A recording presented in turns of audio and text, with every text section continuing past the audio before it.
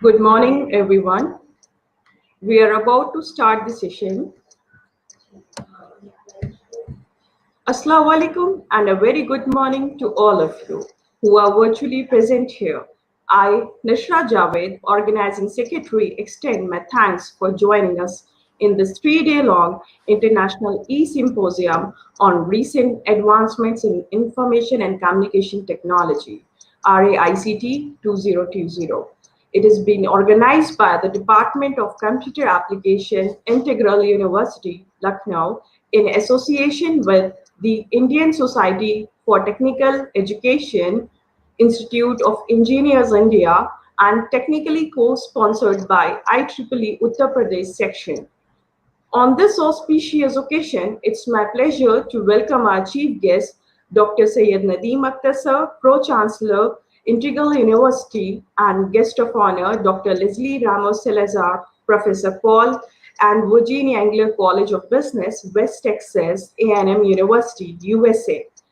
Every year, Integral University organizes plethora of seminars, conferences, workshops, symposium, ranging from the technical to business, social, and political aspects. This symposium holds a special value because it's the first of its kind, and it is the International E-Symposium, and the entire event is taking place on a digital platform. We have taken this opportunity to navigate through this challenging time caused by the COVID-19 pandemic, and we try our best to maintain the continuity of teaching and learning for the betterment of our society as a whole. We are having experts across the globe who will be connected with us for the next 3 days and sharing their thoughts, knowledge, opinions, which will surely enhance our mental horizon. And I feel honored to give you a virtual walkthrough for the entire symposium. The theme of the symposium, Recent Advancements in Information and Communications Technology, rightly matches the current scenario as ICT is playing a pivotal role in the present pandemic. This symposium has more than 100 abstract submissions, and approx 200 participants have registered to attend the event virtually. We are delighted to have speakers and participants from different countries, making this symposium a truly international in spirit. Now, I would like to invite Dr. Mohammed Faisal Sir, who is the organizing chair of RAICT and head Department of Computer Application, to give the welcome address. So, you have encouraged all of us to not sit back during the tough phase. And with your much needed guidance and support, we have skillfully learned how to transform a crisis into an opportunity. Under your mentorship, we have successfully organized many events in offline and online modes. We are thankful to you for everything. So, I request you to come online for the welcome address of our guests. Thank you, Nashra. Honorable Pro-Chancellor, Integral University, Dr. Syed Nadeem Akhtar Saab, Dr. Leslie Ramos Salazar, Professor, A&M University, Texas, participants from the worldwide, my colleagues, dear students, a very good morning to all. At the outset, I am pleased to extend a very warm welcome to this grander gathering of eminent personalities from academia, industry, and the technical community. To our eminent speakers and delegates who have come all over the world, I bid a very warm welcome on this virtual platform. We are indeed honored to have you here with us. We have participants from many countries gathered here today, making our symposium a truly international one. In an increasingly globalized world, there is a critical need to develop innovations and best practices for promoting research and international level. To this end, the International E-Symposium on Recent Advancements in Information and Communication Technology, organized by the Department of Computer Application, Integral University, shall serve as a fundamental landmark that will be beneficial to integrate research throughout the world. It is important to imbue good values and practices early in our young researchers, starting at the undergraduate level itself. Not only should we guide them, but more positively, we must educate them about the best practices in research.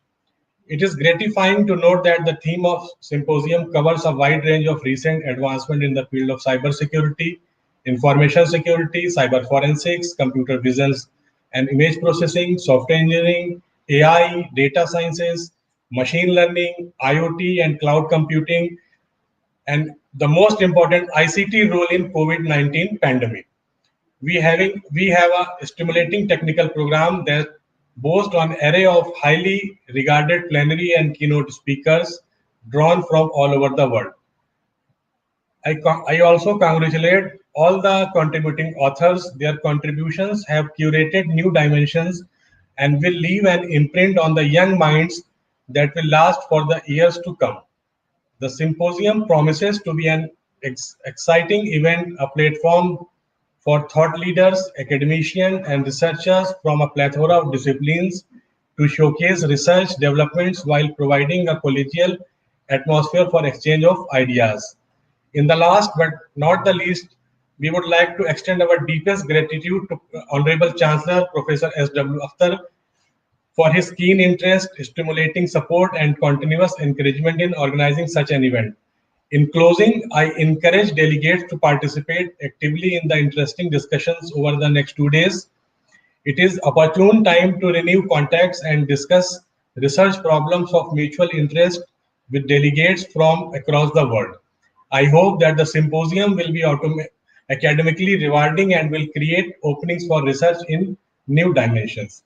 I wish everyone a successful and fruitful symposium. Thank you.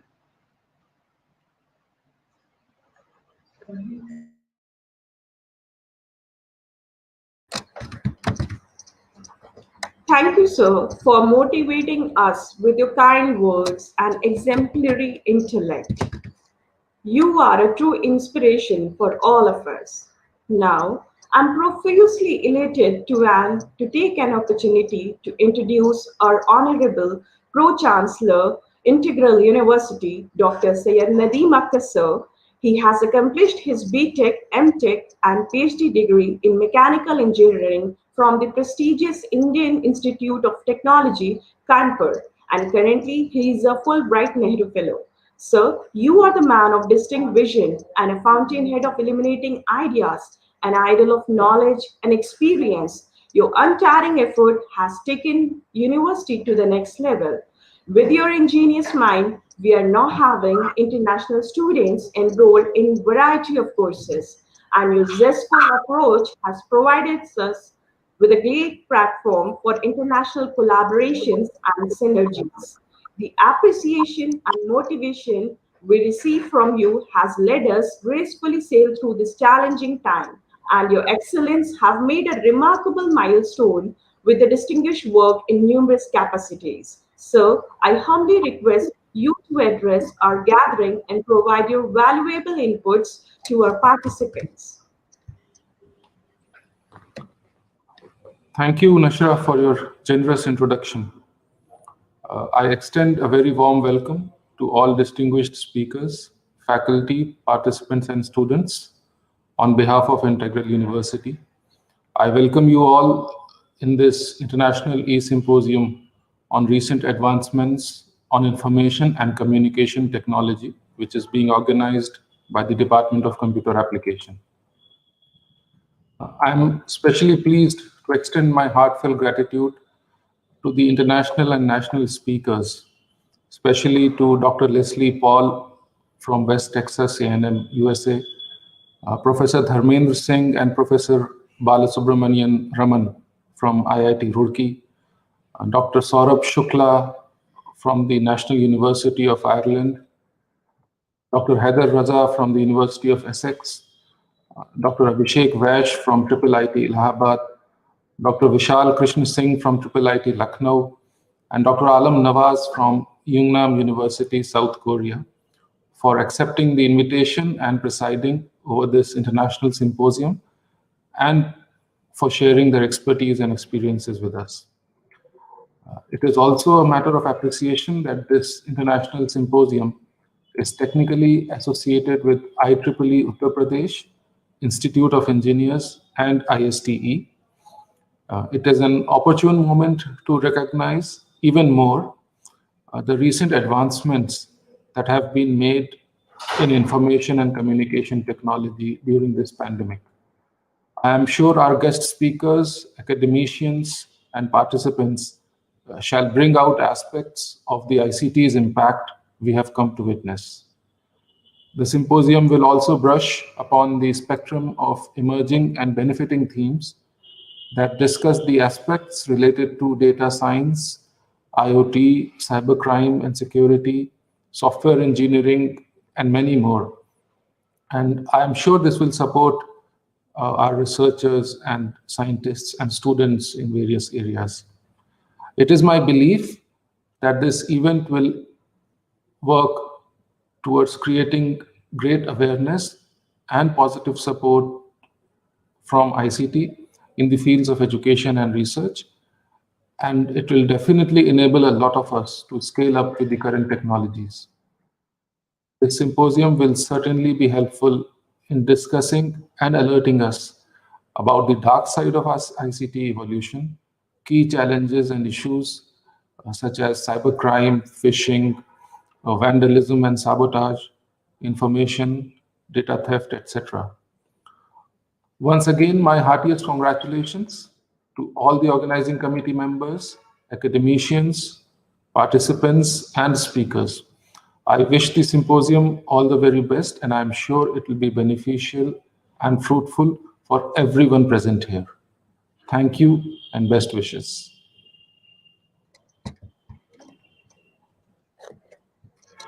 Thank you, sir. On behalf of the entire department, I would like to thank you for your gracious presence and influential message. Sir, I humbly request you to give us the permission for the launch of e-souvenir for this International E-Symposium in your auspicious presence. Sir, can we proceed with the launch? It will be a pleasure. Please go ahead.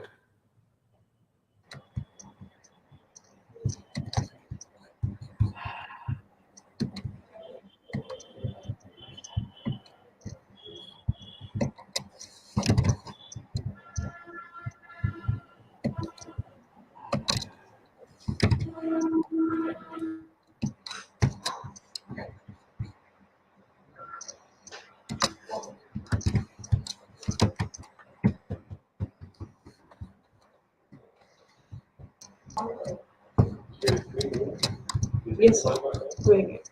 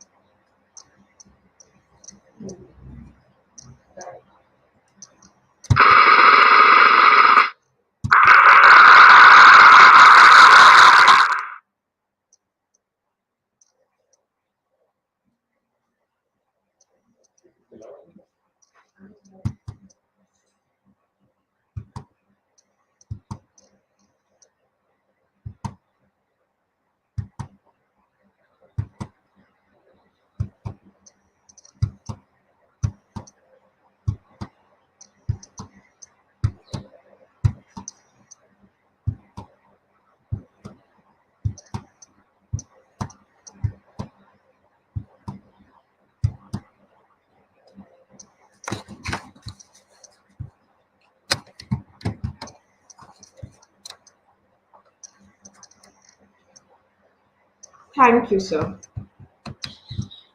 So, e-souvenir has been launched on this occasion, and now it's time for us to listen to the most awaited moment. So, we really get this kind of opportunity to listen to the words of a great knowledgeable person like Dr. Leslie Ramos Salazar from Paul in Virginia, Engler College of Business, West Texas, A&M University, USA. She is our guest of honor and keynote speaker for the preliminary session.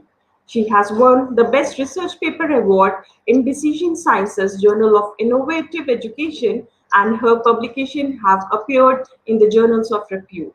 She also serves as the faculty advisor of Association of Latino Professionals for America at the WTAMU student chapter. Additionally, she was elected to serve as a Board of Director Officer for the Southwestern Association of Business Communication until 2023.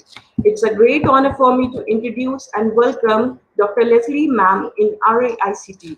Ma'am will deliver a lecture on the topic The Rise of Cyberbullying in the Technology Age, which is a great concern of this technical era. Ma'am, I request you to kindly continue.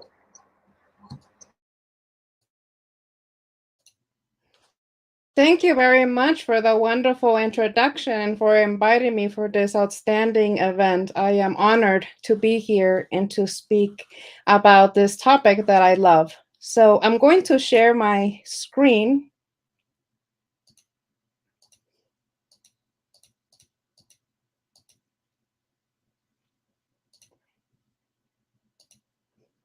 There we go.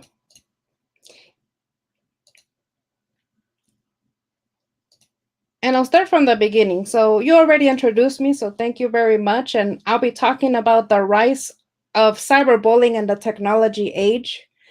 Ultimately, this topic is dear to my heart. It really sparked me of an interest back when I was a graduate student. I was a doctorate student at Arizona State University in Phoenix, Arizona, United States. And at this campus, I had the privilege of participating in a research program that focused on cyberbullying. And I was part of a research team that looked at cyberbullying in the state of Arizona. And at that point in time, we looked at the issue of cyberbullying and middle school students and also high school students. And we will go into the schools and survey those populations. And then we would be intrigued by just how common that problem was in Arizona. And after looking at further research, we found out that this is a much bigger problem. It wasn't just Arizona. First, we're like, this is nationwide. And then we come to realize that actually this is a global problem. And now in my current position at West Texas A&M, I continue cyberbullying research, but I look at it more from the workplace environment as well. So I do a combination of education and workplace. So I'll preview a little bit of main points of debatable concepts that are happening given the rise of cyberbullying. So that's just a basic preview. But for the main reason is that ultimately people are still being victimized because of cyberbullying. I mean, here is a 23-year-old teen, for example, and she states, being bullied on websites on YouTube makes me sick since they can post rude comments and make hate videos to humiliate you. They're nothing but a bunch of stupid high school jocks. And this is just from the perspective of a teen. So they might think of negative connotations and thinking about the emotions they might feeling, the effects. So it's a very complicated problem.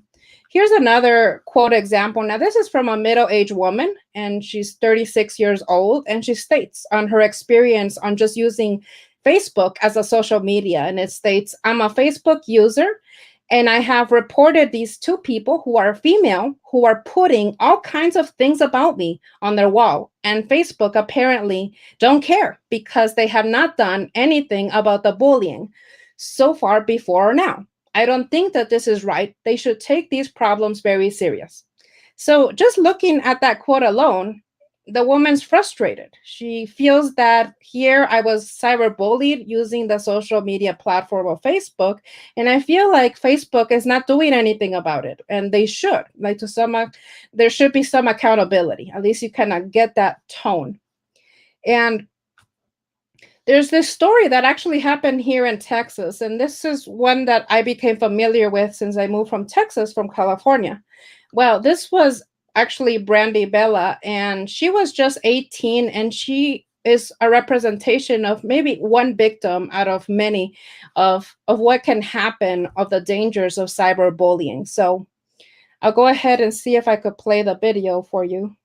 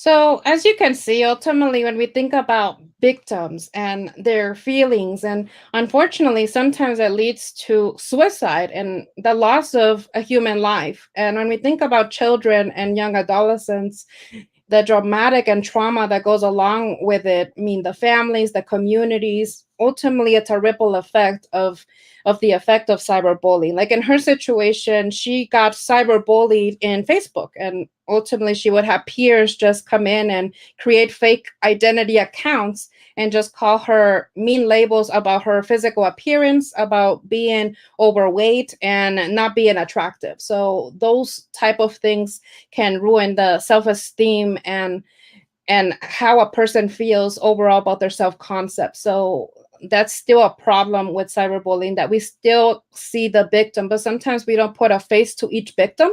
And we see a bunch of numbers, but we don't put a face on every single person. But all of them are stories upon stories upon stories of different levels of effects of just cyberbullying. So, what is cyberbullying? So, in the field, this is actually very controversial of how do we actually define it. And you'll see that different scholars come in and approach it from a different perspective. And even that definition today is still evolving because, especially with new technologies that are emerging and different situations that are happening. So, one of the first definitions of cyberbullying was actually by Owens. He does a lot of research on students at the school level in the United States, but he also does a lot of that work. So he looks at defining cyberbullying in his quote, which states an aggressive, intentional act carried out by a group or individual using electronic forms of contact repeatedly and over time against a victim who cannot easily defend him or herself. So, in Orwell's definition, aggressiveness is a big deal. So, there's a lot of literature out there with aggressiveness, and it has to be intentional. So, it can't just be like, sorry, I didn't mean it. I didn't mean to say that or do this to you. It has to be intentional and it has to be provided out to either a group or individual. It could be electronic forms of contact. If it happens just one time, then that wouldn't count as cyberbullying with this definition. It has to happen more than one time and over. So it has to be some sort of pattern that the victim is being victimized. And another definition is by Roberto and Eden. And what I like about this is that they place an emphasis on communication technology. So they define it as the deliberate and repeated misuse of communication technology by an individual or group to threaten or harm others. So communication technology, as we know, could include mobile devices, tablets, it could include desktops, it could include anything that allows individuals to interact with one another. But essentially, it's deliberate and repeated. So it's a little bit similar to the previous, it's just that it highlights the comm technology. And one other one was by Kowalski and Limber. And they indicate that it involves the use of electronic devices, including instant messaging, email, chats, websites, online games, social networking, and text messages. So this definition actually expands it more to include the communicative aspects, so more detailed. So instant messaging via messenger, email communication, chats, websites. Online games now are becoming more interactive, and there's more prevalence there with cyberbullying, for example, social media, text messages. So that's one aspect. So as a whole, cyberbullying has been evolving, and it probably will continue to evolve to include different types of cyberbullying that occurs in different settings, that kind of thing. So with cyberbullying, there are different forms in the literature. I know flaming literature has been indicating a lot of how insults are being communicated in online discussions and electronic messages. So this can include any defamatory language. So that, for example, says you blank idiot, right? So something really negative, and it would have a negative emotional connotation against a victim. And these insults obviously are not good when you receive them, if you're on the receiver end. Right? Another approach is the harassment. We know this one, sending repetitive, unwanted, hateful, and unkind messages. So essentially, any label that you place on somebody else that's negative, so like loser or that one says ugly, or I hate you. So really bad statements that would trigger negative sentiments in the victim, or sometimes they'll get depressed or get sad. They will feel kind of isolated, withdrawn. And exclusion is another form. So this one's pretty common. That's when it occurs, especially in the younger generations, but it can happen in the workplace too. So when you really have a social group and they deliberately leave somebody out of an online group just to be hurtful. So for us, maybe you're like, oh, maybe that wouldn't be so harmful. But for a young teenager, that would be harmful behavior. But if you think about it in the context of work, if you know that your peers are working on a collaborative project and it's a topic relevant to yours and they deliberately kind of out you out, it would feel hurtful. It would feel hurtful in that fashion. Outing is another common one, sharing others' information to the public in order to embarrass them. So posting embarrassing pictures, videos, that's becoming more common with the social media platforms. And masquerading, so that's when they create a fake identity. So the bully comes in, they kind of create a fake identity to harass another person, or they can do it anonymously. So unlike face-to-face, where literally you know who is victimizing you, so that face-to-face, but in the online environment, they could use fake identities to harass another person. So those are the basic forms. Now, what's going on with the global prevalence rates of cyberbullying? And this is ultimately the main issue. So according to Cyberbullying Research Center 2019, 36.5% of people have been cyberbullied in their lifetime. And if you could imagine, a lifetime, I mean, could be when you're born all the way to, I don't know, the lifetime expectancy, I guess, would vary by country. So here in the United States, it kind of goes closer to the mid 70s, or sometimes they say, well, it varies by year. And in some other countries, it might vary. But if you think of a lifetime, that's still a percentage to pay attention to. And 17.4% indicated being cyberbullying in the last 30 days. So that's within a 1 month period. And 87% of younger people have also witnessed cyberbullying, and that could have been in any fashion. So it could be a person that's right next to somebody that notices, oh, wow, this is happening to you. Or it could be in the context of the virtual setting where you see the behavior, you see the social media account being created that's falsifying information, or it's deliberately providing harm to another person. So posting embarrassing pictures, embarrassing secrets or facts about the person, or things that are harmful to their reputation, that kind of thing. And also in 2020, which is the most recently, the numbers themselves have doubled from 2007. So there's been a lot of research done in the last decade, but it's suggesting an increase from 2018 to 2019. So in other words, unfortunately, the cyberbullying problem is not decreased, it's actually increasing, at least most recently.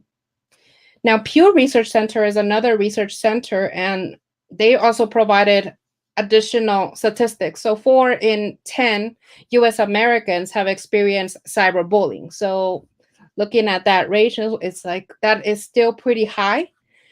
62% consider cyberbullying a major problem, and 75% of adults have witnessed cyberbullying, so happening to somebody else. Now, Microsoft Corporation also conducted a global youth online behavior survey in 2012.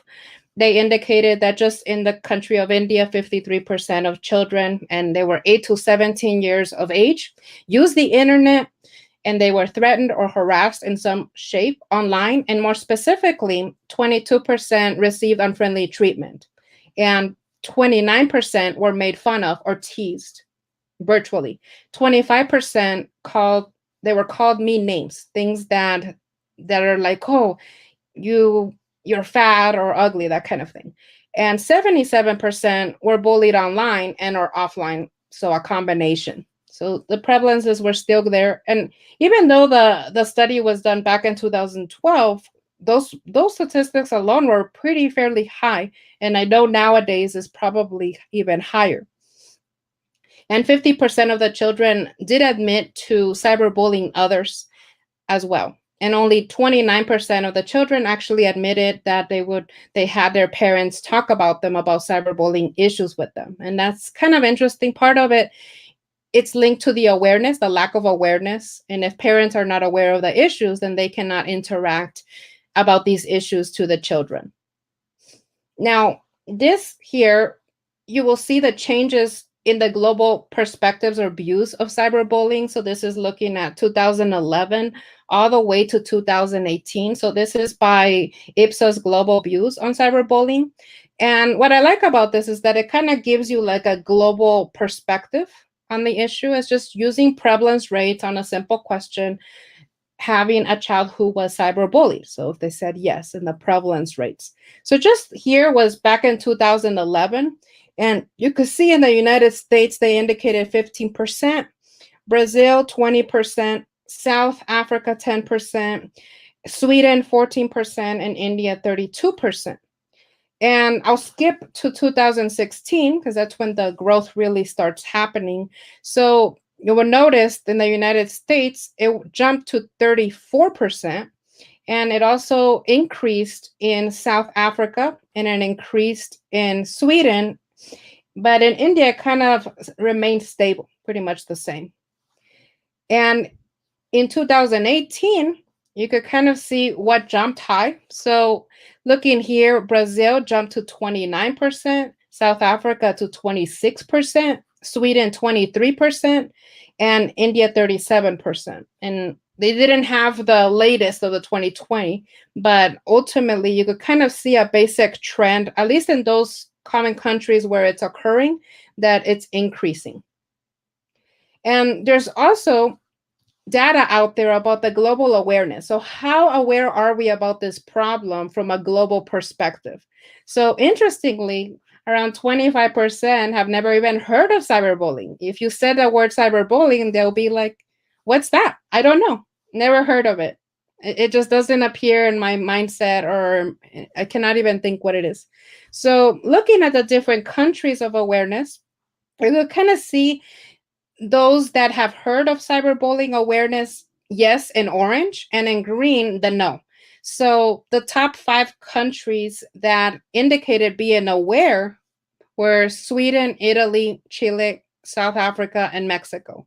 And you could kind of see they're pretty high. I mean, looking at the percentages, they're in the 88 to 91% of the overall. So that's pretty good. And looking at the 5 lowest, meaning that they lack the most awareness, those were Saudi Arabia, 37%, France, 50%, Japan, 56%, Russia, 56%, and South Korea, 59%. And you can see different countries too, how the trend kind of goes. And in India, for example, they indicated 63%. So these do change. So the good news is that with interventions, with workshops, with education, we can improve the global awareness of cyberbullying. And the more we know about it, the more we identify it, then we're more likely to address the problem. But if we're not aware of it, then it's easy to dismiss. It really is. It's easy to dismiss it as unimportant or something that, it's not the same as traditional bullying, so I'm not gonna pay attention to it. It's just something mean that somebody said via Facebook, so maybe that's not so serious versus somebody getting punched in the face or something, So maybe there might be some need still to improve the global awareness of cyberbullying. And even in Google alone, which is highly popular, I use Google every day to search for things. And when they looked at documenting just when they used just the word cyberbullying and looking at it overall, worldwide, they kind of saw a trend. So all the way from 2004, notice that not too many people were even aware. So if you're not aware, you don't Google it, right? You don't Google the problem, or you don't Google what's cyberbullying, or maybe research about cyberbullying, prevalence rates, interventions. And that was very low from 2004 to 2007. But then you notice a little bit of higher peaks and it kind of drops. But essentially, the overall trend is that more people are Googling cyberbullying, and meaning that more people are becoming aware and they're interested in learning about it, how to deal with it, how to confront it. So it is a practical thing that individuals can learn how to cope with cyberbullying, maybe effects, interventions. So it's a very complex problem. So many people might want to understand it via Google. Of course, academics, we do research on it, and we would go in and get our hands dirty and do research and look at the stats and what it says. But essentially, that's the trend there. And in digital platforms, what the research has stated is that most of the cyberbullying that's happening in social media, so it can include how it occurs. Instagram's still the top. Instagram, if you have an Instagram account, you share videos and pictures, and they can become instantaneously, they could become pretty popular. Facebook is another common one. Snapchat, WhatsApp, YouTube, Twitter. So, but the primarily Instagram, Facebook, and Snapchat were the ones that are where cyberbullying occurs more frequently. But why is this rising? Like, why is this problem rising? So we kind of know, okay, there's evidence out there, and there's beyond what I could even share in an hour. There's a lot of data out there. But why is this happening? Right? So there are several reasons. So one of them is the increased screen time. So when we think about it, now in the modern world, we are essentially devoting much of our lifetime watching at a screen. So that's significant, especially now there's an expectation to be always on and almost 24/7. Are you available and what time and all of that? So there's kind of that cultural pressure, and sometimes even in the career pressures, or there's kind of like that pressure of always being on. And the increased screen time has happened across the world. It's not just isolated in one small area. So this is happening. And ultimately, more people are watching television or playing video games, interactive for entertainment, using computers and smartphones for different reasons. Part of it could education, for communication purposes. And in the US alone, teens have spent over 7 hours of their day just on screen media. So I cannot even imagine 7 hours doing that, right? I cannot spend that much myself, but that's on average. 54% of the teens spend too much time on their cell phone. So it's either texting or playing around with it with games or different activities that they engage in cell phones. In India, the adolescents spend over 6 hours of screen time a day. So interestingly, it's pretty close to the US. And 82 minutes just watching TV, and that's on a school day. It actually increases on the weekend. And there's also an increase that has been demonstrated. So it used to be 2.5 hours, but it increased to 4.5 hours on average using smartphone after the pandemic. So in a sense, it just spiked after the pandemic. And in the UK, the teens spent an average of 4 hours a day in their phones. So they do spend a little bit less hours on their phone. However, they're still devoting that 4-hour chunk to just their phones. And there's also the role of technology. So that's a huge reason. So we are all familiar. We're so used to using desktop computers, tablets, and smartphones. If we think about it, we've become dependent on it. In a sense, we cannot survive without these technologies nowadays. We cannot function as well in different levels of society. It's just so embedded, so ingrained that ultimately it leads to different forms of bullying, right? So like in cyberbullying, one aspect could be email bullying. So when you receive harmful email messages, and that's just an example. With the smartphones, text message bullying is very common, sending or receiving repetitive or harmful messages. And it could include even sending or receiving very embarrassing pictures or things that in a sense would make somebody very uncomfortable. And there's also the role of the internet. So worldwide, if we think about the entire world, ultimately worldwide, 1/3 of the world's population has regular internet access. So that means about 2/3 do not even have internet access. So what does that mean about cyberbullying? So you could make an argument that if you don't have access to the internet, then perhaps even cyberbullying might not even exist, or it might be very low levels. Whereas in the parts of the world where internet exists, then maybe cyberbullying is more of a problem. And depending also on the use of the internet access, like how many hours and for what purpose, and that kind of thing.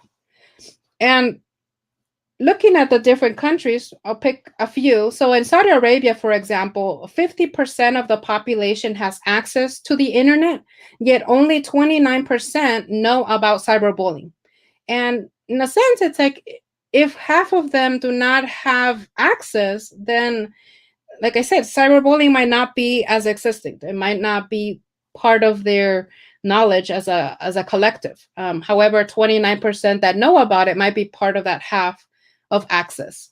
And in Afghanistan, they only have 5% internet access rate, and cyberbullying there is almost non-existent. Part of it is no internet, and you can't access certain technologies because of that. So in a sense, the role of the internet does have an impact on the cyberbullying, whether it's high or low, or in that case. And in Australia, which has one of the highest internet access in the world, and they found that 87% of Australians are aware of cyberbullying issues. So they have one of the highest. Additionally, Iceland, which has 96% of internet access rate, it reports one of the highest rates of online bullying. So it's, in a sense, the internet does facilitate to some extent the cyberbullying. Another reason is the role of the current pandemic, COVID-19, which has stricken all of us. It has changed our lives dramatically. So this is based on research, more recent research from the Light Report. And they found that the prevalence of cyberbullying has actually increased after the pandemic. And there's been a 70% increase in cyberbullying, and they just looked at several months in the data. And 40% was an increase of toxic behavior in virtual gaming platforms alone. So perhaps because individuals engaging in virtual gaming activities, they might be more hostile toward one another. And the current lockdowns, in some areas around the world, there's been lockdowns and COVID-19 restrictions, which has placed many environments online. So cyberbullying in education has increased. Specifically, there's an increase of remote learning right now, where we have teachers going online or HighFlex. Here in Texas, I teach both online and HighFlex. HighFlex means that I'm in the classroom with my students, social distancing and with their masks on, but it's HighFlex. So in a sense, it's that digital dimension has kind of inserted itself even in face-to-face classroom. So in a sense, you have a little bit of both, even hybrid courses. So what that means with cyberbullying is that there's more of a chance of that happening, that behavior. And it could occur in different contexts. So depending if the professor uses video conferencing techniques, if they use, for instance, small group activities. So there are some platforms that allow that, right? Virtually speaking. So maybe that might happen, or more of an exchange of mobile telephone information from one another, perhaps. And also virtual office meetings have increased. And that's even looking at a faculty, staff, and administrator level. So that could even increase the cyberbullying among these individuals as well. And in workplace bullying, ultimately has increased as well, especially the cyberbullying. Some occupations have moved to remote only. So, or majority of their duties being performed online or virtually. So this means that we have become highly reliant on computer-mediated communication technologies. And that means that we become dependent on it. We use it all the time. I myself, as a faculty member, a lot of my committee meetings are via virtual. It's virtual only for faculty. And we don't even meet face-to-face anymore, at least with the committee meetings and that kind of thing. And that's just an example. And the online activities have also replaced many social activities. And we know we are all love interactions. We're social creatures. And ultimately, we lack that interpersonal connection that we're so used to with face-to-face. So sometimes that we're missing that. So a lot of the socials, the parties, social gatherings, the dating, all those things that make us human, right, that makes us connected to one another, ultimately have gone virtual. So here on this chart, you will kind of see, just looking at the mobile data traffic per smartphone by gigabyte. And just in 2019, you will kind of see that India was actually pretty high. North America, Western Europe, and Northeast Asia were a little bit lower. Now, it was projected that essentially there would be an increase overall across the 4 areas. And part of it because they feel that we will continue to rely on technology down the line, that ultimately we'll continue to use these mobile devices to connect with one another. So that's one reason. And also, online activities have oftentimes replaced physical activities. I mean, now even gyms, some people might not feel comfortable going to a gym, working out. So they might want to just work out at their house, for example. And entertainment, even a lot of the online activities have, if we think about entertainment, it's become virtual. So if we look at what entertainment looks like if it's virtual, so if it's a virtual like showing of a movie, for instance, you could see different individuals, people that are completely guests or people that we don't know, come in and say mean things about others or pick fun at people. So there's those opportunities of cyberbullying there too. There's also the effects of the pandemic, and in a sense that would make somebody want to engage in cyberbullying behavior or is just triggers that behavior in them. And ultimately, oftentimes it's due to increased stress. It's just we're living in stressful times, very challenging times. The isolation is there, and sometimes going into a community or poking fun at somebody might feel like somebody's less alone. And decreased supervision. So has happened. So when there's no supervision, then the cyberbullying can happen. And also boredom. Sometimes people are bored and they think, well, if I tease fun at this person or that, then that would reduce their boredom. Now, in the research, there are strategies that have been used for preventing of cyberbullying. And as a whole, they've looked at social media companies, like what can they do to address this problem more realistically? And there's like Facebook, Twitter, Instagram, and many others. And what they've done is they've developed policies at the social media level and to address the cyberbullying. So that means they provide community standards of how to be civilized, specific guidelines. Do people read them though? That might be a different story, because if they don't read it, even though those policies exist, are they being implemented? So oftentimes they're not implemented, but they do exist. And a lot of times these guidelines will have just basic information about what cyberbullying is and what's appropriate versus not appropriate to post or about somebody else. And they'll provide specific examples to guide their audiences. And what to do. So they kind of suggest for potential victims what to do. So they tell them basic things that are to some extent common sense. They say, stay calm, don't freak out. Tell somebody that's trusted. So it could be a parent, it could be a colleague, somebody that could help you. Avoiding retaliation, helping a user who is targeted by a bully. And they offer technological solutions as well. So reporting the bullying act is very common. And unfriending the person, it seems pretty simple. Leave the social media platform or block the bully. So those are basic technological solutions. There's also emphasis on the internet service providers themselves. So those could be many. And these are just ones that I'm aware of. There's others depending on what country, but like Cox is very common, Comcast here. And they have their own set of solutions, such as censorship policies. Well, ultimately, that will depend on the country, because some countries, like in China, will have certain degrees of censorship, so in a sense, you can't communicate certain things, and in Russia too. And there could be here, for instance, in the United States, there really is not much censorship. I mean, you could literally say whatever you want, freedom of speech, they say. And family-friendly plans is another solution. So looking at different plans that allow for monitoring, and it could be an older sibling monitoring a younger sibling, or a parent monitoring a younger child. So including the parental controls, they have specific set of features to allow the parent to monitor activity. The devices and network level filters. And the email service providers are another avenue of addressing the problem because of the email bullying that happens. So these are the common ones, and we all know these ones: Hotmail, Gmail. I have one of each account, I think.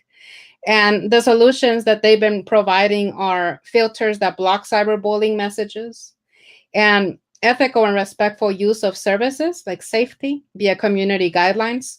Now, the difference here is that they will take the violations more seriously if it's reported, and they do have a specific email. So if it happens to somebody and they go to this email and they report it, then they will address it to some extent. So they have an abuse email, you report the abuse, or you could go to straight to a web page, and then the victim will go in there and to have the problem addressed more effectively.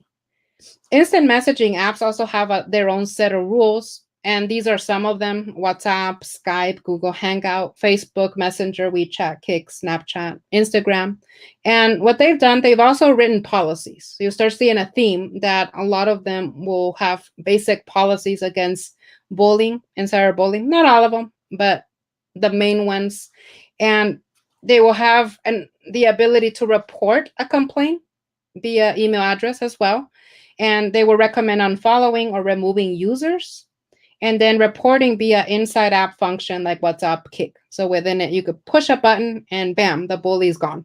So that's more of an instant solutions that they're trying to provide using very simple techniques. And there's also apps for prevention. Now, prevention, if we think about it, how do we prevent it? So there's hundreds of apps right now, and they could be embedded in mobile communication, tablets, even softwares. So Back Off Bullies and Be Cyber Safe Game, they're both very common, and they address the awareness problem, like increasing awareness. What's cyberbullying? How do you identify it? And basic education. And the way they tailor it is, these two apps are tailored more to the younger teens and the younger adolescents. So they develop online interactive games that are fun and entertaining. So that way they would be more likely to remember the information. And CyberSafe is another one. This one focuses on fighting cyberbullying. And again, they use the online game just because it's interactive and it engages the student or the child or adolescent or teen. So they kind of use that. Now, there's also apps for intervention, such as Bully Block. So what that does is it recommends that you save evidence when the bully is attacking, and allows you to block the phone number directly. And you could record the cyberbullying bullying you, literally saving the transcript of the chat, saving the whatever they're saying, either voice or if it's via video, and that's automatic evidence against the bully. And cyberbullying first aid is another common one. You can obtain a lot of cyberbullying information, and they do so by providing short videos. So they disclose information about legal policies, aspects, what does the law state, reporting behavior tips, how do you address it if it happens to you. They even include a little bit of the bystander, which is ultimately, if the bystander doesn't act, then obviously the cyberbullying continues. And cyberbullying hotline is big in education. So this one is reporting directly using an online system, using the school's number. So it directly reports to the school's administration, or they'll have a committee or team that directly just focuses on handling this type of problems. And they will go in and address it in that fashion. So those are just the app approach. Now, what are the implications and future trends?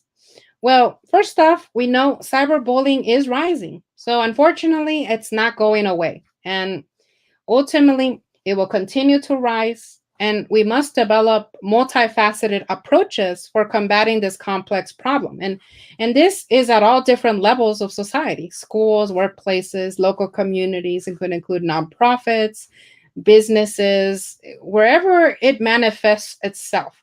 And since it's multifaceted, we need to be creative. We need to engage in international collaborations, for example, or perhaps looking at interdepartmental, different areas coming in together and solving the problem. Shouldn't just be, okay, so this is a management faculty and they're addressing it. It should be people from different expertise coming in and tackling the problem, because it's just too complicated for even a few people to address it. So that way we could adapt to the cyberbullying. The more complex it becomes, the more we are likely to address it. And prevention is still the key. Prevention is still the key. Right now, there's so many, countless of workshops, trainings, interventions, and they're out there everywhere. I mean, some are paid, some are free, and a lot of resources are already out there, books, but unfortunately, they're not always being implemented as needed. So here's the problem. Even though there's all these resources, people don't know how to use them, or maybe they don't even know they exist or how to access it.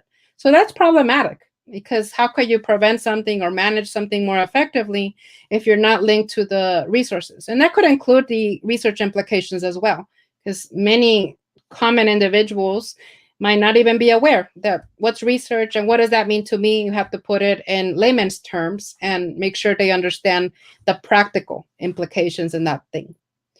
And ultimately, we need to overcome challenges for implementation. So like the lack of awareness, we need to overcome that. And the lack of time. Oftentimes they'll say, well, this person's dealing with this problem, I'm too busy to go help them out. Or sometimes they feel that life is just moving so fast, and the problem, if we just swipe it under the rug, maybe it will go away. So that would only make it worse. Right? And lack of access to the resources, I kind of already mentioned that we need to overcome that. And the lack of funds. Sometimes we do need funds. Sometimes if we want to purchase an intervention that's very effective and bring it to a school or a workplace setting, but if it's very expensive, we need to be able to apply for grants or fundraisers or something. Lack of funds is a huge problem. And also cooperation matters. So it's important that we look at cyberbullying not as an isolated problem, but to involve all kinds of stakeholders to address it. So that could include administrators, managers, school principals, parents, IT, social media experts, colleagues, lawyers, policymakers. But essentially, if we think about it, I didn't even list everybody. You could think of all different people from different expertise, different perspectives. When you bring in more stakeholders to the table to have maybe a dialogue about the problem. Like, for instance, we don't have enough dialogues amongst different stakeholders. And when you have that, you will notice that you will understand a problem more effectively. So by having all different stakeholders all sitting at a table, even now via virtual platforms, you hear different voices, different perspectives, and that can help in addressing the problem. And you will treat it by context, because it's very different if it's happening to middle school students versus high school students, college students, or even at work with the type of profession. Like if it's the IT industry versus healthcare, like in nursing, cyberbullying is very common. So you will look at it contextually and adapt to the problems. But you can see generalities, like in a sense, general things that happen, but they contextualize it to some extent. But the future trend also is that cyberbullying is evolving in the midst of the current pandemic, as we know. And part of it, like I said, the video conferencing technologies are just increasing. They're being used in schools, in the workplace, more synchronous activities, and even some asynchronous activities too. It could be a discussion board post and an issue happening. Virtual reality games also, if you think about, like, now they have the VR goggles, and if you can imagine being in a multiplayer video game and the kind of cyberbullying that happens there, it will feel real because you're literally there almost physically. I wonder, there still needs to be more research about how the cyberbullying is affecting people that play the virtual reality games, and comparing it with social media platform versus even face-to-face bullying, because sometimes virtual reality really feels like, whoa, that this avatar is me. So then you might experience it differently, because it's cyberbullying can be experienced differently depending on where it happens. And smartphone technologies continue to evolve and to improve complex interactions. So now we know there's more video, for example, sound, and who knows what's next. We might even have avatars, like in some movies where you have an avatar show up at a physical setting, right? So maybe that's the future. But in summary, overall, I just kind of provided you some highlights of what research has been stating about essentially what cyberbullying is, the prevalence, the rise of cyberbullying, why it's happening, a little bit on the prevention application kind of aspect, and a little bit of the implications and future directions. But for the most part, I will end with the following quote. This is by Ana Maria Chavez, and she states, unless and until our society recognizes cyberbullying for what it is, the suffering of thousands of silent victims will continue. So we think about the silent victims.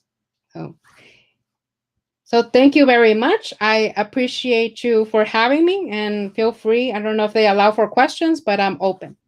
But thank you. And feel free to reach out to me if you'd like. Thank you so much, ma'am. Your session was full of enthusiasm and valuable knowledge. It will be a great pleasure for us to listen to you again in our future events. Thank you.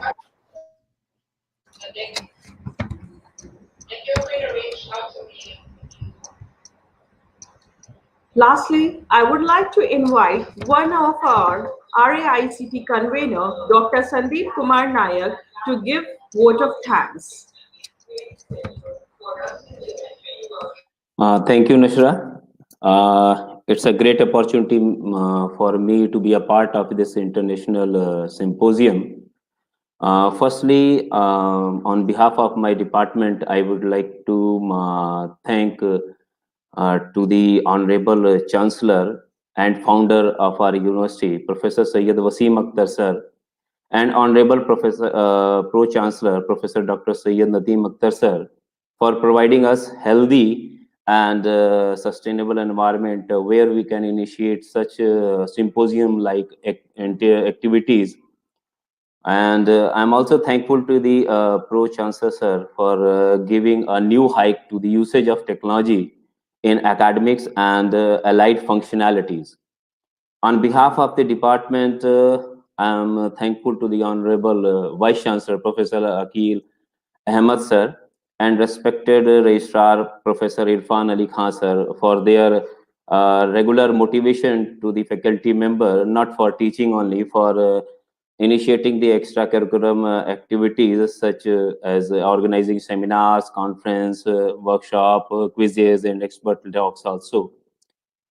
I am also thankful to the Professor T. Usmani, sir, Dean, Faculty of Computer Application, Professor Haris Siddiqui, sir, Director Academics, Professor Syed Akil Ahmed, sir, Director HRDC of the university, for giving their valuable inputs to make this international symposium a grand success. Actually, this symposium has attained an ad laurels by international name just because of their are eminent speakers who are directly or indirectly associated with the international institutions of repute, and hence we are completely indebted to them and convey my regards by my inner soul.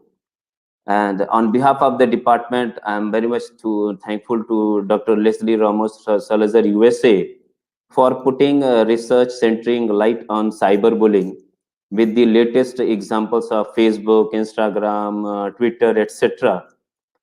We became so delighted to get the knowledgeable interaction with her and her inspiring mentorship. She made us aware about different types of cyberbullying, also such as harassment, exclusion, outing, masquerading, and many more. Actually, I take this opportunity to say on this digital platform that I'm very much glad to put my heartiest congratulations to my trendsetter colleague, friend, and head of the department, Dr. Mohammad Faisal, for attaining a grand success of his Born Baby Symposium globally. I'm very much thankful to Mrs. Halima Sadia, Department of Computer Science and Engineering, Integral University, for her regular and valuable advices. I'm very much thankful to Dr. Tasneem Ahmed, convener of RAICT 220, for his keen devotion towards this symposium. I'm thankful to Mrs. Nashra Javed, organizing secretary to RAICT 20, for her novelty to put this symposium a great success. I'm also thankful to all organizing committee members who have given their efforts to make this symposium valuable identity on global platform. Lastly, I'm very much thankful to the speakers, enthusiastic participants, academicians, and session chairs and session managers for giving their valuable time to this international symposium. Okay, thank you very much, sir. Thank you to all of you. Thank you, sir, for your vote of thanks. We are having renowned keynote speakers in multiple tracks scheduled for these 3 days. I request all the viewers to stay connected with us for the next two sessions. One is starting at 11:30 and other at 2 p.m. That concludes our remarkable, memorable, and knowledgeable inaugural session of RAICT 2020. On behalf of Department of Computer Application, I promise that this may be the end of today's session, but undoubtedly this is a new beginning. Thank you. Thank you so much.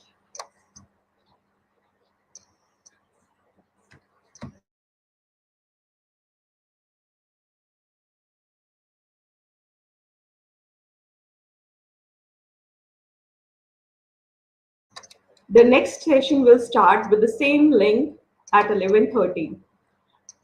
Thank you, Leslie ma'am, for your valuable knowledge, for giving us your time and your inputs to our participants that will help us to understand cyberbullying in a very better way. We thank you for your presence. We are delighted to have you as our guest of honor and keynote speaker for the RAICT. Thank you. Thank you so much. Thank you, ma'am. Have a nice day. Have a good one.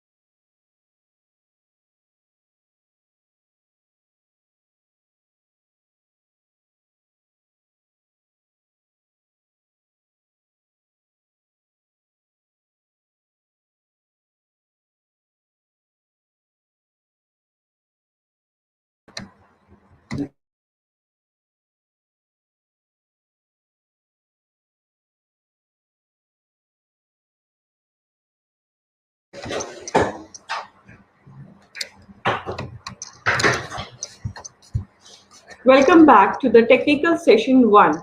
I would like to encourage all the participants to be active for all the activities and discussions which are going to be held through this platform for the next 2 days.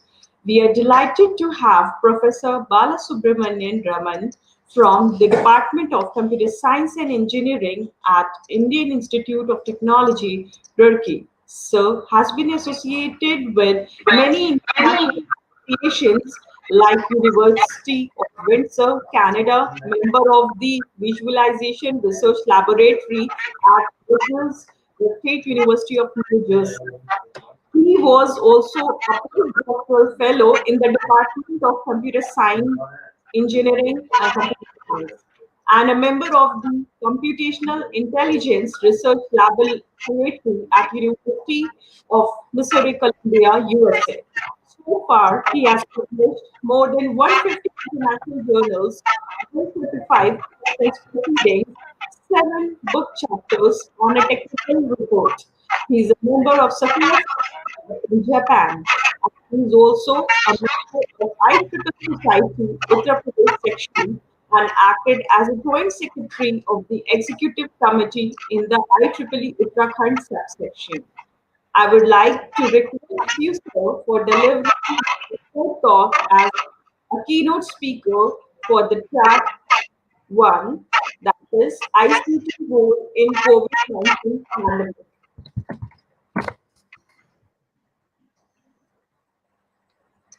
So thank you, Dr. Nashra, and I also thank Dr. Tasneem. So can I share the slides now?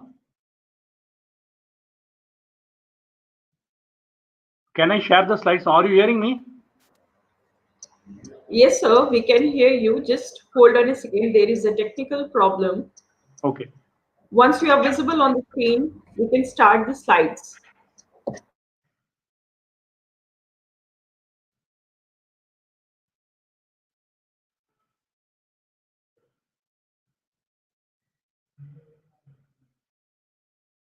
Tasneem, can I start the slides?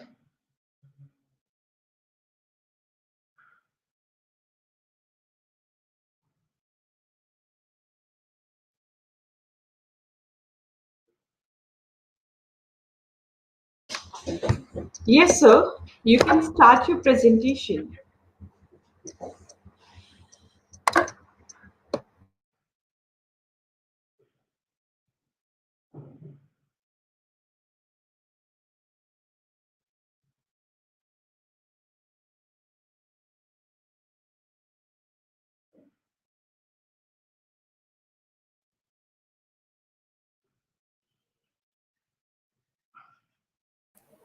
Yes, sir. Yeah, I'm trying to share. It is taking time. Okay, sir.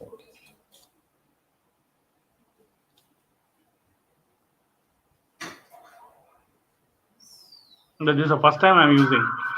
Okay, sir. Okay, no problem, sir.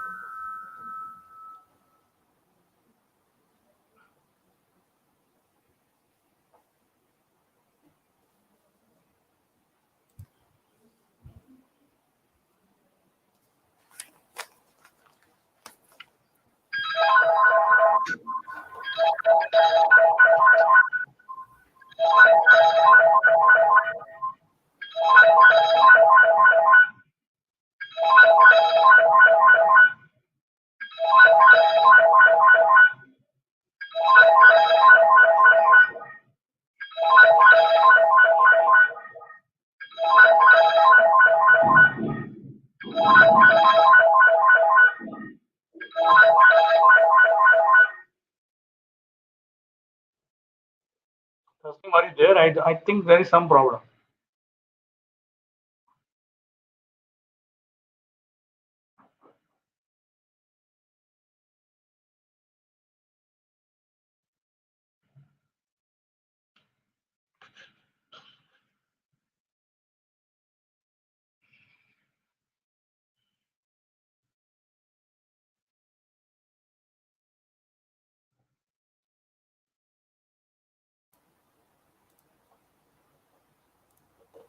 Sir, are you able to share your window? Actual problem is my laptop is hanging because of this. I don't know. First time I'm encountering. All other portal, not a problem. Since I am using this first time.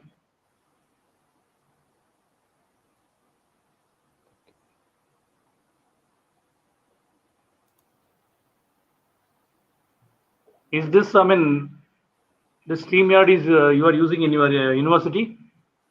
Yes, sir. This is for live broadcasting. This broadcast will be live on YouTube channel. I have to, actually, I lost the complete one. I'm trying to.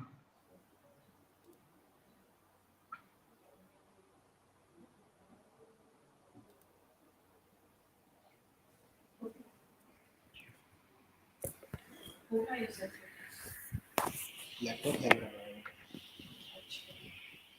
कह रहे हैं इसकी वजह से laptop hang कर रहा है, first time laptop use कर रहा हूँ.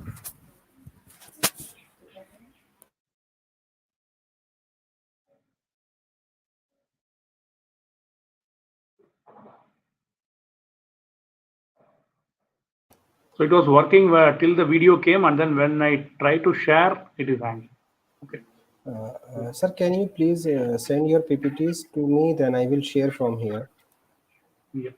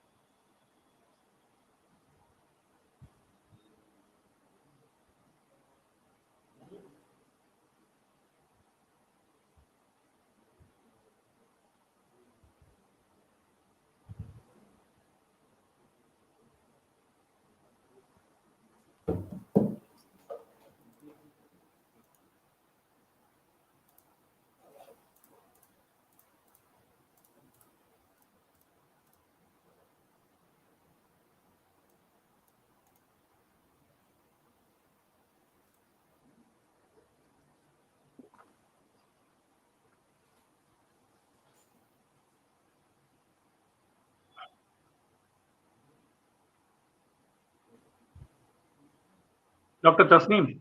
Yes, sir. Yes, sir. Yeah, I will try to share. Otherwise, I will send my PPT. Okay, sir.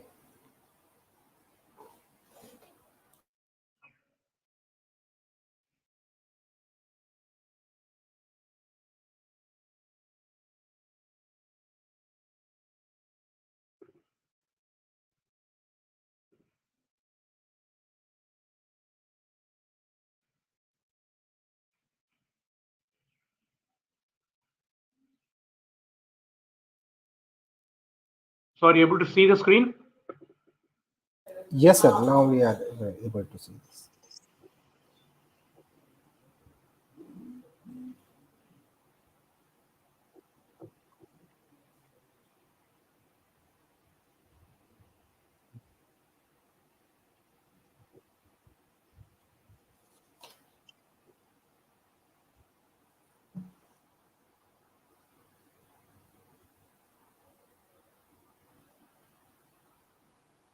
What about the slides? Are you able to see the slides? Yes, sir. Yes, sir. Okay. So sorry for the technical difficulty. Yeah, no issue, sir. No issue.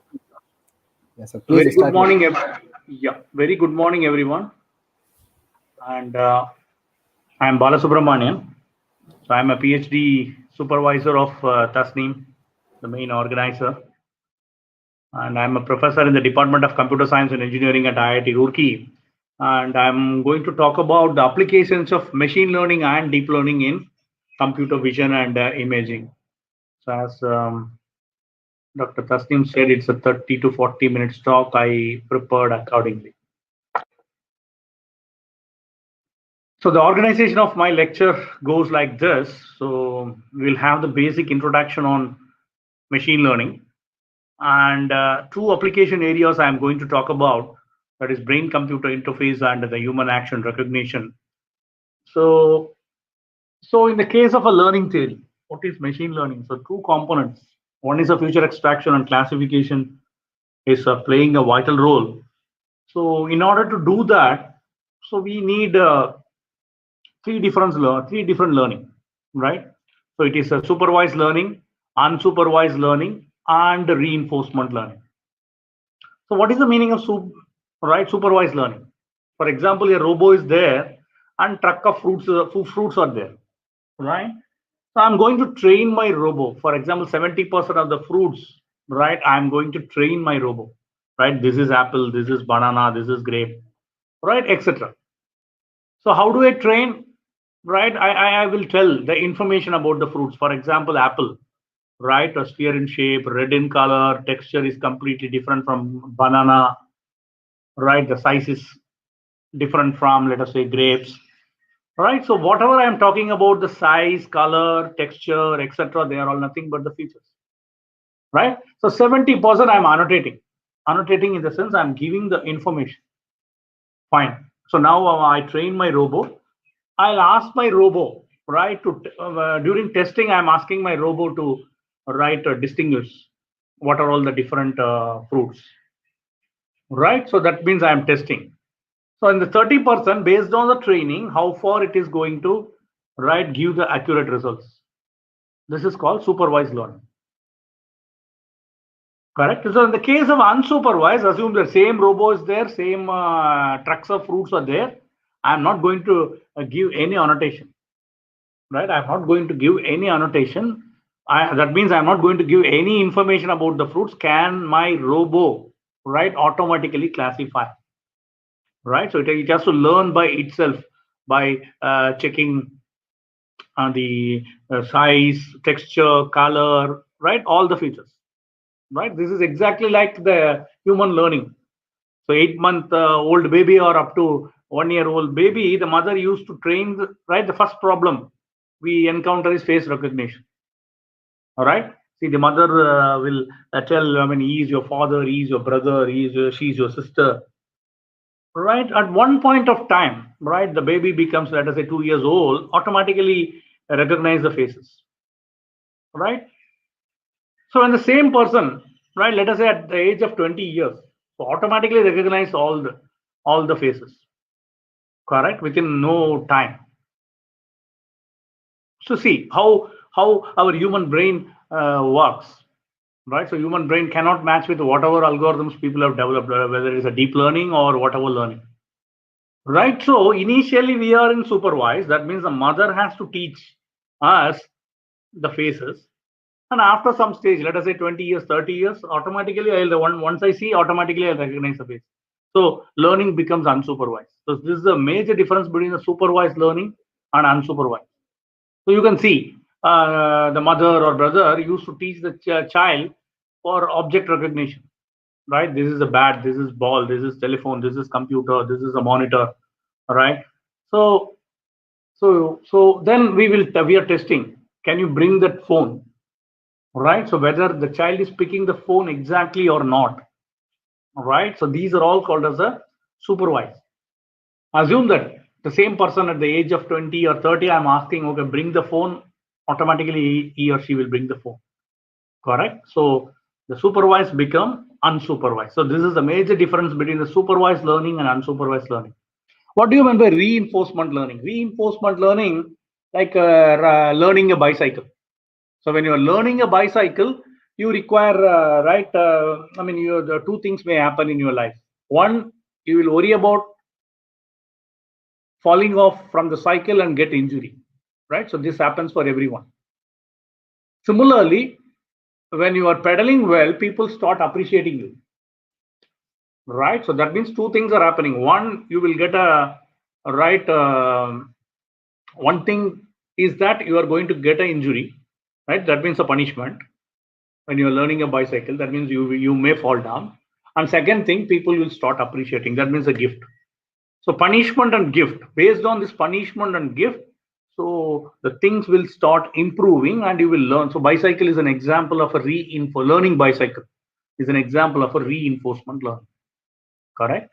So with this basic introduction, today's lecture we are going to see two applications. One is a brain-computer interface, another one is a human action recognition. So right now, so we are in the world of smart. Everything is smart, right? So when you're entering into the smart house, when you want to control the AC temperature or turning off and off TV, right? All these things are happening, right, with the help of remote control. So assume that you are in the world where you are entering into the house, the smart house, and then you are thinking, I want to change the temperature 27 to 27, 27 to 23.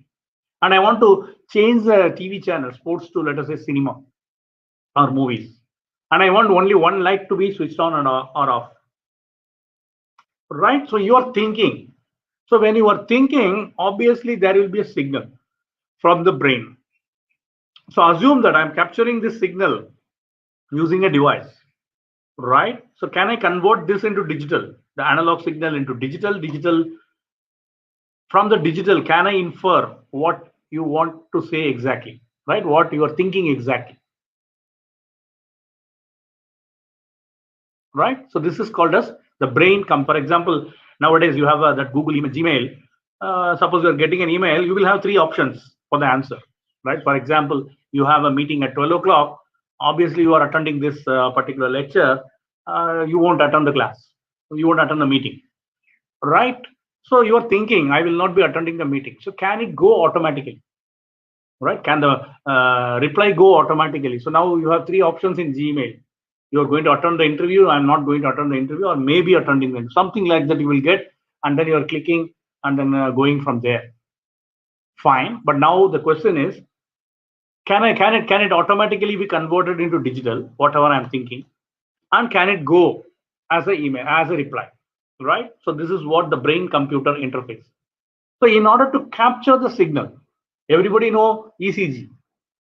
So similar to the ECG for heart, right? Whether your pump, whether your blood pumping is perfect, whether your heart is pumping perfect or not, whether your heart is in a good condition or not.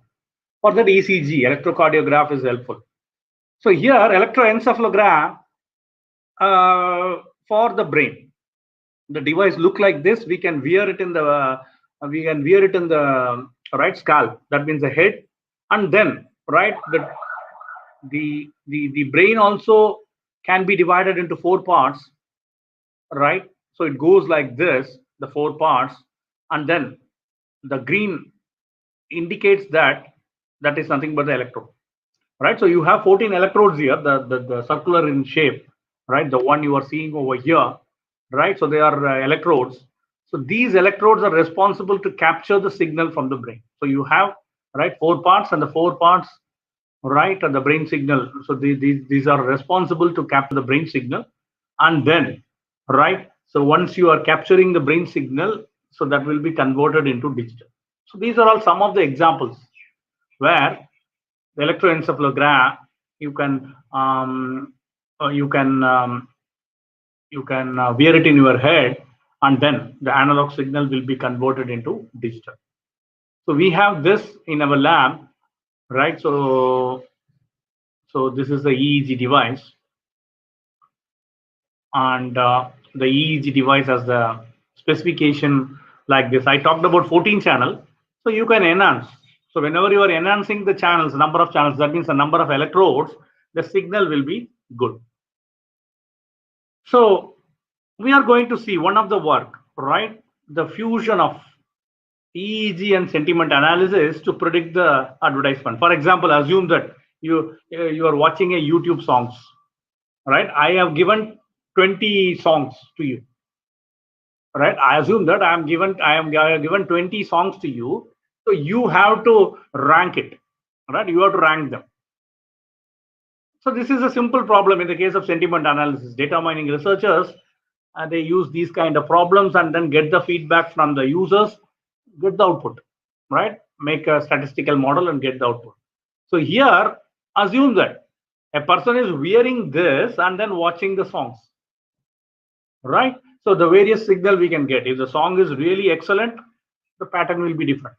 If the song is very poor, the pattern will be different.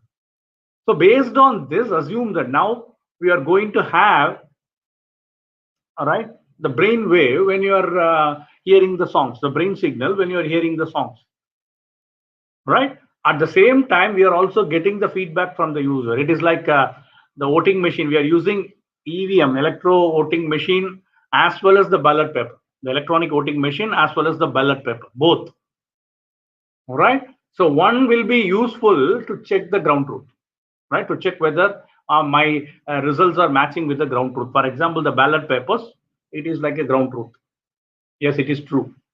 And then for example, in the case of the EVM, electro voting machine, whether it is matching or not. So in a similar way, we are taking the feedback from the user as well, which we call it as a sentiment analysis. It is like, for example, you are in the hotel, right? And then you are writing about the feedback about the hotel, or the students are writing the feedback about the teachers, right? So now, along with this, we use electroencephalogram also, right? So like the scenario, electroencephalogram in the head, and then the person is watching some video, right? For example, songs, 20 different songs, right? So this will be, right, like a multimodal problem. You have a EEG data, do the future extraction and the classification, or use some regression model, get the multimodal data, right? Get the data for EEG.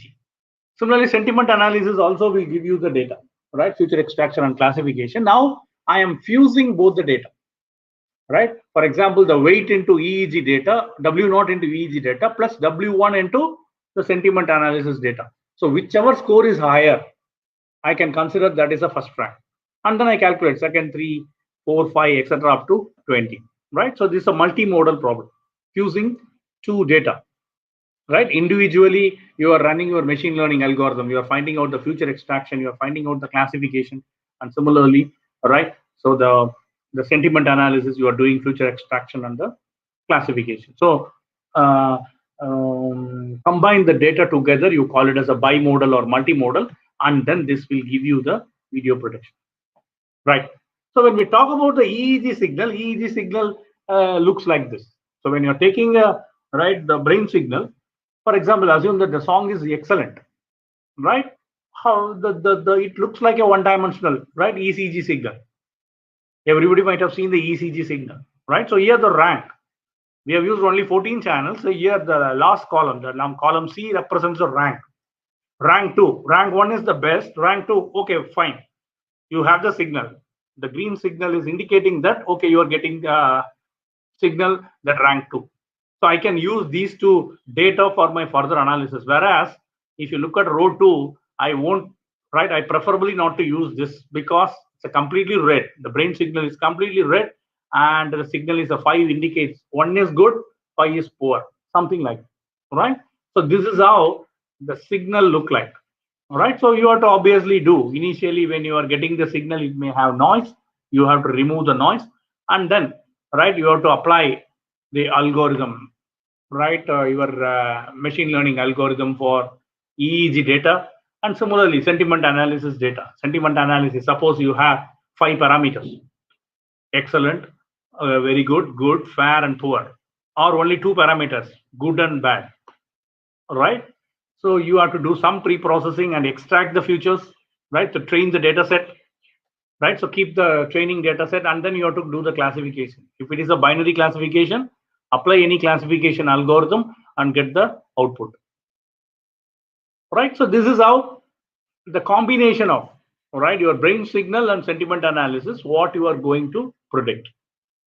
And similarly, right, right now in the banking sector, when you are signing some document, right, so they will check with the image database, and then they will compare and then get the results, correct? So for example, here it is a genuine signature and someone forged the signature, right? So in this case, right, suppose the forged one is almost matching with the original one. All right. So for example, I am signing some document, it will automatically process. They'll just compare with the signature, and then they will process possible, right? So how to avoid this?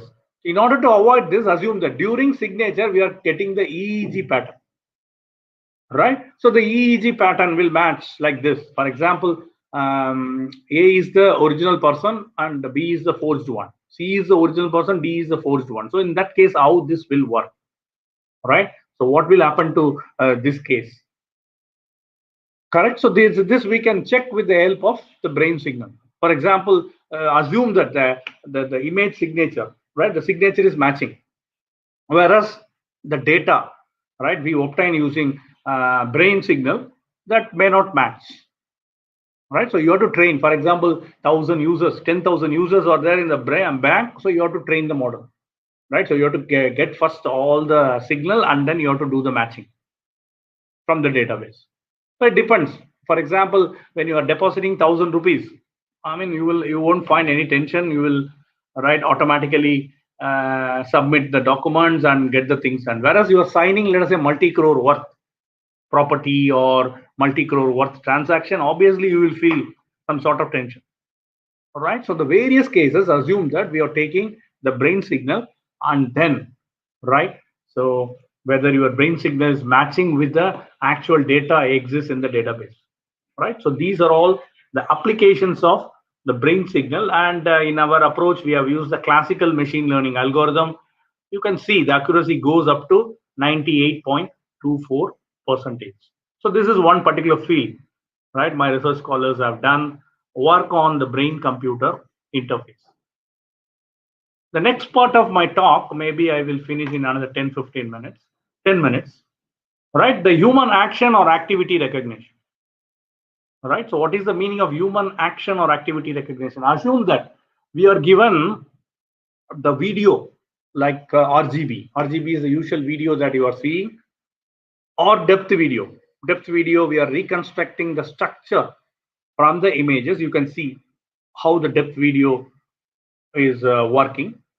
I mean, right? It's not like a usual video. And the infrared video, the action that you are taking in the night.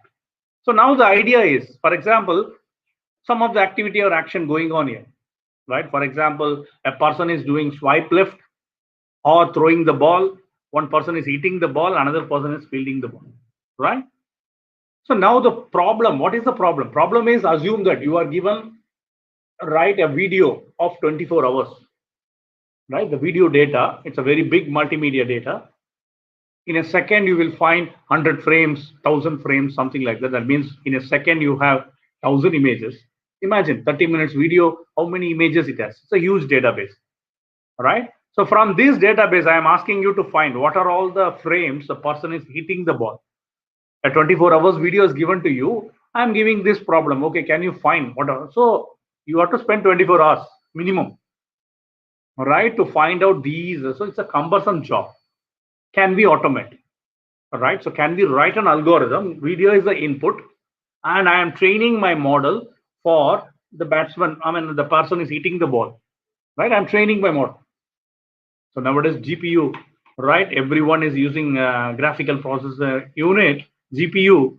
So you people know that, right? What is the meaning of training? So you have to train your model, and then you have to pick what are all the frames, right? Or what are all the key frames that person is hitting the ball, right? So these are all various data, RGB data, depth data, infrared data. I'm going to model my machine learning or deep learning algorithm, and I'm going for the class level, right? So these are all the different human activities. A person is doing a gesture, right? Some action, a person is hitting the ball, right? The tennis toe kind of, that's called action. And interaction, human interaction, right? Human object interaction is like you are using your mobile. For example, you are doing texting. And the highest activity is some fighting and stealing, right? You're seeing group of people are fighting. Or a person is stealing some money in the ATM machine and running, right? So these are all the human activities. So can I use either the supervised learning or unsupervised learning, right, to find out these anomaly activities, right? So this is called as the human activities. For example, here you can see the University of Texas multimodal human action data set, right? It's a video, but there are some actions are there: swipe left, swipe right, throwing, pushing, right? Bowling, walking, right? So assume that we are using a deep learning model. So in the case of deep learning model, what are all the input? RGB video is the input. Assume that a person is wearing some watch, right? Smart watch. So gyroscopic sensor data, one-dimensional data, three-dimensional skeleton data we can obtain. So these are all the input, right? And then we, from the image, from the video, we have to calculate the stack dense flow difference image called SDFDI, right? So here you can see from the video, we are making it as some important feature we are extracting. So we call it as stack dense flow difference image. And your one-dimensional, right, from the smartwatch or wearable device, so they can make some data, right, one-dimensional data. And similarly, skeleton data, right, three-dimensional skeleton we can obtain. So instead of working on, right, the sequence of video, we can make out some skeletons, right? So now if you look at the deep learning architecture, so these gyroscopic one-dimensional data and SDFDI two-dimensional data, 3D skeleton, all are going under input layer. So we are training the model. We train the model, the one-dimensional data with the one-dimensional convolution neural network, two-dimensional data with the two-dimensional convolution neural network, and three-dimensional data with recurrent neural network. So we are training the model, right? So this will extract the features and keep on, right, changing the weight and basis. And since all the dimensions are different, we are fusing all the data together with a common dimension, and then we can get the class label, right? These are the class. What are all the frames the person is waving the hand? What are all the right frames the person is clapping, throwing, squatting, right? So all these classes will be separated out in output layer. So in the case of deep learning, you have the input layer. So these are the one you are seeing, the input layer. So this is the hidden layer, and this is the output layer, right? So this work was done by one of my PhD students. Now he is Dr. Javed Imran. So this work appeared in Journal of Ambient Intelligence and Humanized Computing, one of the top Q1 journal. So here, what is the accuracy? Immediately you will ask the accuracy. Accuracy, right, for different set of experimentation, we get a 97.91% accuracy. All right, so this is one such data set where deep learning are useful. Similarly, the infrared recognition, right? So for example, we use some infrared cameras, the night vision camera, where you can see, this is IIT Roorkee campus. Maybe Dr. Tasneem may recall the places, right? So this is a LBS ground, right? Similarly, this is the main building, near main building, right? So this is also near main building, or near main building. So we have taken, right, various actions. It's all simulated actions. For example, a person may carry the gun or pointing out the gun, hugging, kicking, fighting, clapping, right? So all these, right? So for example, these incidents are happening in the night. Can, right? Suppose somebody is pointing the gun, right? So can this anomaly go to directly security office, right? Can it give some signal, right? So automatically, right? In the camera, infrared cameras, okay, things are going, but if these incidents happen, can automatically it will give some right signal. That is what the idea of this work. All right. So we have used a deep learning model. So in the case of right, we already talked about stack dense flow difference image. So input is a video, right? Input layer, you have a video. So we divide local and global stack dense flow difference image, and similarly local and global stack saliency difference. Saliency is the important thing. Saliency means the important things in image. What are the important things, right? So we train the model, right? The CNN and in fact the CNN model for the global SDA-FDA and local SDA-FDA. Similarly for local SSDA and global SSDA, again repeating, stack saliency difference image called as the SSD, right? So we train the model and then, right, fuse all the data together, and then in the output layer we get the different actions, right? So this work again my student Dr. Javed Imran did, and this work appeared in Infrared Physics and Technology journal. Right, so here Since it is a night vision, we got accuracy up to 75.17, right? So those who are working in deep learning, you can take up these kind of problems, right? So in fact, some of you want to work, you have a data set with us, right? IIT or IAR data set, right? Infrared. In fact, Dr. Tasneem also worked on the infrared images, all right, for satellite imaging applications. So these are all some of the applications, and I will wind up my talk with the last application where the deep recurrent neural network. For example, a pair is dancing. Assume that the video is running for 15 minutes. Assume that I can generate some, let us say, 15 skeletons of important. Assume that 15 is some number. So can I generate video from 6 to 10 minutes based on the skeleton? Assume that 150 skeletons I'm generating based on the first 1 to 5 minutes, right? 0 to 5 minutes.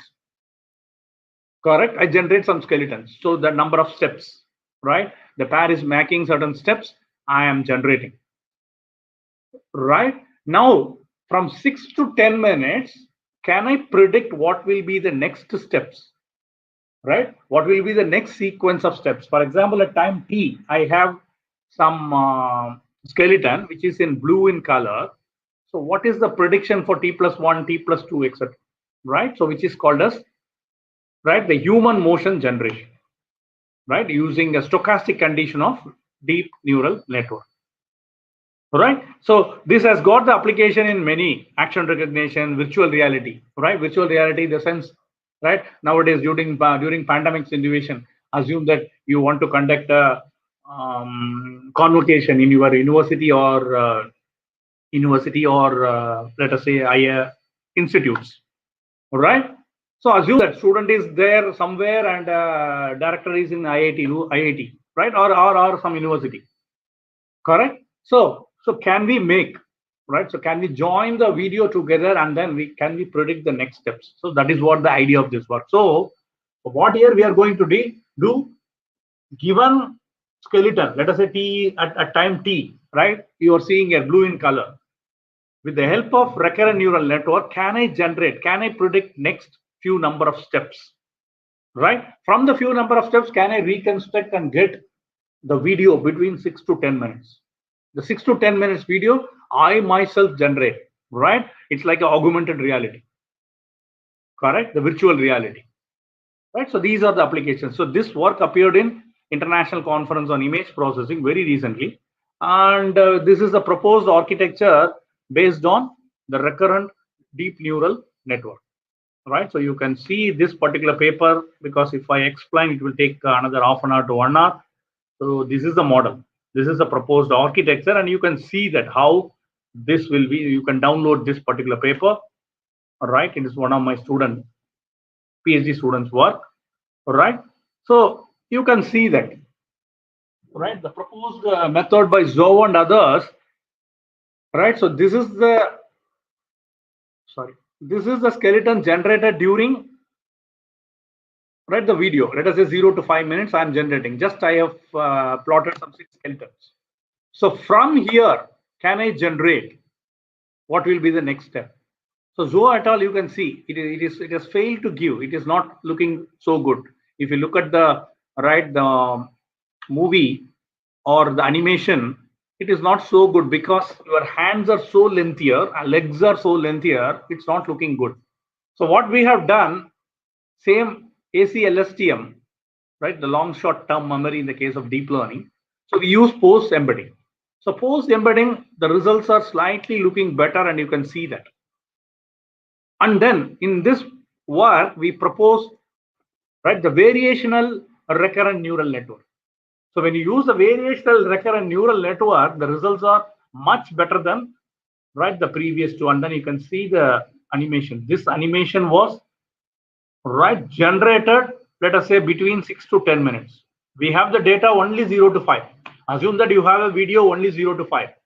For example, you're going to reconstruct, let us say, Bharatanatyam dance, some dance, or any other dance. But you have video only 5 minutes. So can I extend to 10 minutes? Right? Whatever the steps that I am important features that I'm acquiring during the 0 to 5, and then from 5 to 10, right? So can I generate the skeleton? From this skeleton, one can always reconstruct the original video. That is what the idea, right? So these are all the applications.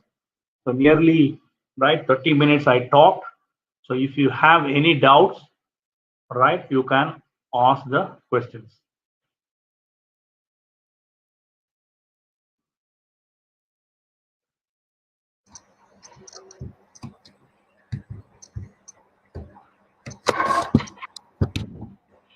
Thank you so much, sir, for sharing your advanced knowledge with us. Thank you. And yeah, I have to show some acknowledgements. So we are working the projects for DRDO, SERB, MEITI, and in fact IIT Roorkee sponsored for that EEG device and the night vision camera. And we have also done a project for Samsung. And I thank CS department. And this is my lab website. The GitHub website is my lab website. And you can find my website as well as my email ID. All right. I will share the slides with Tasneem. And thank you very much. Thank you so much, sir. Thank you so much for giving your precious time. Thank you. Thank you, Professor Tasneem. Thank you, sir. Over to you. Our next session will start from 2 p.m. Meanwhile, we are having oral presentations of our authors through the Google Meet platform. I request the participants to kindly join the Google Meet session for your oral presentation. And the keynote speaker will come at 2 p.m. through the same platform, and the link has been already shared to you. Thank you so much. I sign off.